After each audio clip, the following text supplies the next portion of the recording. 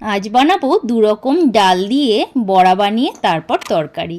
তো এখানেই আমি প্রথমে মুসুরির ডাল আর মুগ ডাল কিছুটা নিয়ে ভিজিয়ে রাখবো প্রায় আধ ঘন্টার মতো। ডালটা যত সময় ভিজছে তত সময় আমি মশলাটা রেডি করে নেব। দুটো পেঁয়াজ, 3-4 কোয়া রসুন আর আদা পেস্ট করে নিয়ে এখানে লবণ, হলুদ, জিরের গুঁড়ো আর ধনের গুঁড়ো, লঙ্কার গুঁড়ো এগুলোকে দিয়ে রেডি করে রেখে দেবো। এবার ডালটাকে পেস্ট করে নেব ভালো করে পেস্ট করে নিয়ে তারপর এখানে দিয়ে দেব পরিমাণ মতো বেসন। বেসনটা দিয়ে ভালো করে মেখে নেব পেঁয়াজ আর লবণ দিয়ে।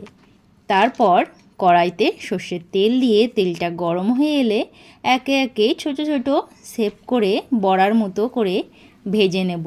একদম হালকা আঁচে দুটো পিঠই বেশ ভালো করে উল্টে পাল্টে ভেজে নেব। বড়াটা একটু কড়া করেই ভেজে নেব। আর এইভাবে কিন্তু দু রকমের ডাল দিয়ে বড়া বানিয়ে তারপর তরকারি করলে বেশ ভালো লাগে খেতে। এবার আমি এগুলোকে তুলে নেব একে একে। আর ওই তেলের উপরেই গোটা জিরে ফোড়ন দিয়ে সামান্য একটু হলুদ দিয়ে কেটে রাখা আলুগুলোকে দিয়ে আলুগুলো হালকা ভেজে এখানে মশলাটা দিয়ে দেব। মশলাটা দিয়ে বেশ ভালো করে কষিয়ে নেব। তারপর এখানে দিয়ে দেব গরম জল।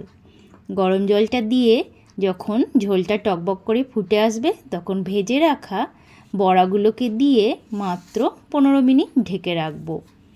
তারপর ঢাকাটা তুলে নিয়ে গরম মশলার গুঁড়ো দিয়ে আবারও কিছু সময় একটু ঝোলটাকে ফুটিয়ে নেব। যখন মাখো মাখো ভাব চলে আসবে তখন নামিয়ে নেব। হয়ে গেল আজকের দু রকমের ডাল দিয়ে বড়া বানিয়ে এই রেসিপি। খেতে কিন্তু এটা ভীষণ ভালো লাগে।